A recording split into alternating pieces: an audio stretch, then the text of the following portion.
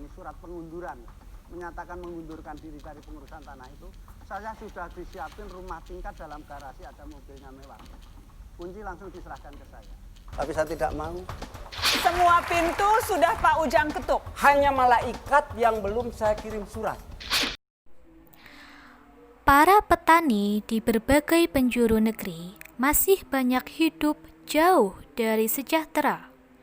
Terlebih, ruang-ruang hidup mereka dari lahan permukiman, kebun, maupun lahan tani banyak yang berkonflik dengan pembisnis skala besar, termasuk melibatkan badan usaha milik negara atau yang biasa kita kenal dengan BUMN seperti PT Perkebunan Nusantara dan Perum Perhutani. Data Konsorsium Pembaharuan Agraria atau KPA untuk Pulau Jawa, setidaknya ada 90.000 keluarga yang berkonflik dengan BUMN. Para petani itu tersebar di 137 desa dan 40 kabupaten dengan 288.000 hektar lahan yang mengalami konflik. Kasus agraria lain terjadi di berbagai tempat, dengan modus yang berbeda-beda pula. Ujung-ujungnya, konflik dan saling klaim mengenai status tanah. Contoh-contoh kasus itu menyadarkan kita bahwa tanah memang sarana yang sangat amat penting dalam pembangunan dan bagi kehidupan manusia. Dari aspek ekonomi, tanah merupakan sarana produksi yang dapat mendatangkan kesejahteraan dan aset, industri, dan juga pertanian komersial. Dari aspek politik, tanah dapat menentukan posisi seseorang dalam keputusan bagi masyarakat. Adapun dari aspek sosial budaya, tanah dapat menentukan tinggi rendahnya status sosial pemiliknya. Dan yang terakhir, dari sisi hukum, tanah merupakan dasar kekuatan untuk yurisdiksi. Data Konsorsium Pembaruan Agraria atau KPA untuk Pulau Jawa setidaknya ada 90.000 keluarga berkonflik dengan BUMN. Para petani itu tersebar di 137 desa dan 40 kabupaten dengan 288.000 hektar lahan konflik. Berbagai respon para petani lakukan di berbagai daerah guna mempertahankan tanah mereka.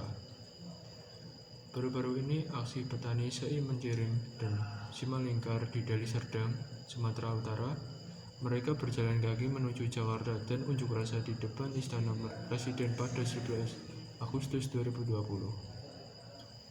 Sekitar 159 petani ini berjalan kaki sekitar 48 hari untuk meminta Presiden turun tangan menyelesaikan masalah mereka.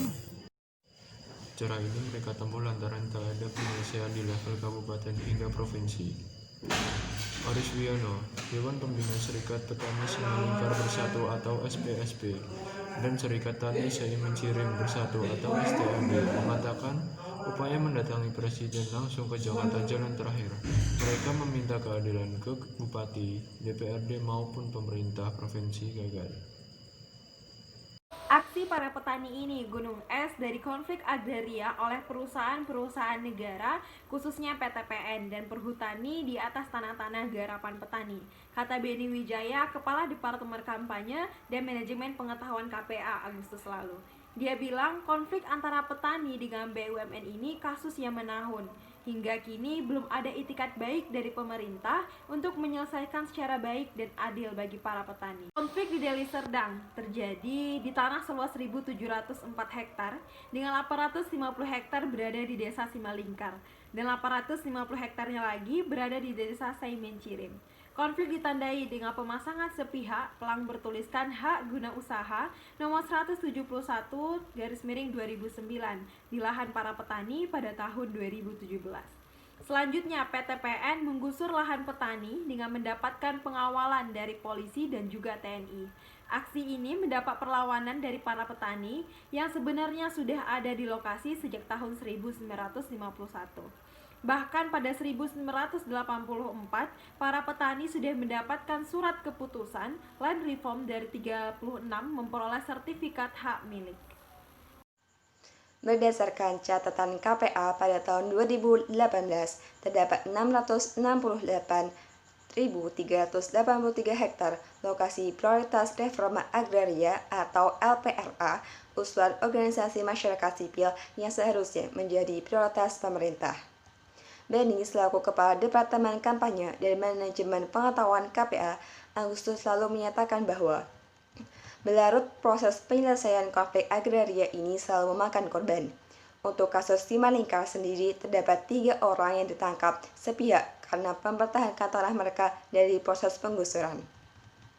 Konflik agraria berupa penggusuran dan kriminalisasi petani masih terjadi di tengah pandemi COVID-19. Konsorsium Pembaruan Agraria atau KPA mencatat setidaknya ada 9 kasus penggusuran dan kriminalisasi yang terjadi dalam kurun waktu 2 Maret 2020.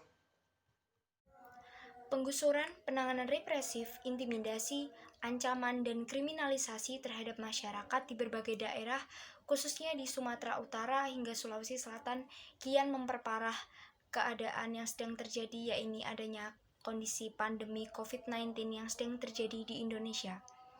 KPA menilai bahwa ada 2 kesimpulan, di mana rakyat akan mati karena COVID atau rakyat akan mati karena kelaparan. Akhirnya ketiga korban terpaksa menyerahkan diri ke kepolisian. Pasalnya pihak penyidik memaksa bahwa ketika 3 orang tersebut tidak menyerahkan diri ke kepolisian, maka ketiga orang tersebut akan dijemput paksa. Padahal kita ketahui 2 dari 3 orang tersebut adalah orang-orang yang memiliki usia rentan sehingga mudah terserang wabah yang sedang terjadi, yaitu pandemi COVID-19. Berikut beberapa kasus agraria yang terjadi selama COVID-19 ini. Pada 2 Maret 2020, petani penggarap di Sopeng, Nata Bintaka, dipanggil oleh Polres Watan Sopeng terkait tuduhan melanggar Pasal 82 ayat 1 huruf B, Pasal 12 huruf B, dan atau Pasal 82 ayat 2, Undang-Undang Nomor 18 Tahun 2013 tentang pencegahan dan pemberantasan pengerusakan hutan atau Undang-Undang P3H. Ia dipanggil untuk memberi keterangan sebagai saksi terkait dugaan tindak pidana penebangan pohon dalam kawasan hutan tanpa memiliki izin. Faktanya, pohon jati yang ditebang olehnya adalah pohon yang dia tanam sendiri di kebun miliknya yang berada di Desa Alesawo, Kecamatan Lalabata, Kabupaten Sopeng, Sulawesi Selatan. Pada 3 April 2020, ia kembali dipanggil. Kali ini, ia Nata Bintaka bersama anak dan kemenakannya, Aryo Permadi dan Sabang bin Bedu. Ketiganya memenuhi panggilan Polsek Sopeng pada hari Jumat 3 April 2020. Yang kedua yaitu pada 7 Maret 2020, polisi menangkap James Watt, warga Kota Waringin Timur atau Kotim, atas tuduhan pencurian sawit di lahan sebuah perusahaan.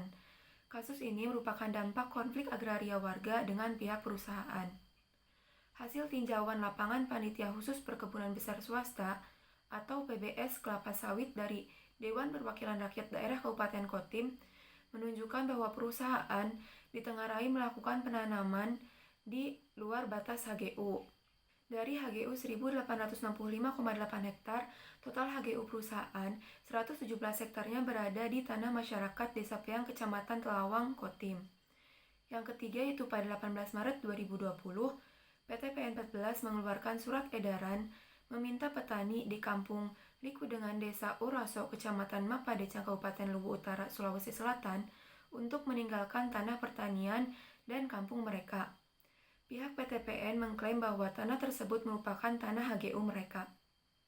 Sebagai catatan, lokasi ini sudah diusulkan kepada pemerintah melalui lokasi prioritas reforma agraria atau LPRA untuk segera diselesaikan dan diredistribusi kepada petani. Tanah yang diklaim pihak PT PN tersebut dulunya merupakan tanah warga yang diambil secara paksa. Setelah itu, mereka menelantarkan hingga kembali diduduki dan ditanami oleh warga sampai sekarang. Kemudian yang keempat, pada tanggal 21 Maret 2020, PT AP yang dibantu oleh aparat keamanan diduga menggusur warga Desa Pagar Batu, Kecamatan Pulau Pinang, Kabupaten Lahat, Provinsi Sumatera Selatan. Dari kejadian tersebut, ditemukan 2 orang petani yang meninggal, yaitu Suyadi yang berumur 40 tahun, dan juga putra bakti yang berumur 35 tahun. Mereka berdua meninggal sebagai akibat dari serangan yang dilakukan oleh pihak perusahaan. Kemudian, dari kejadian itu juga ditemukan 2 warga lainnya yang mengalami kritis sebagai akibat dari luka bacokan.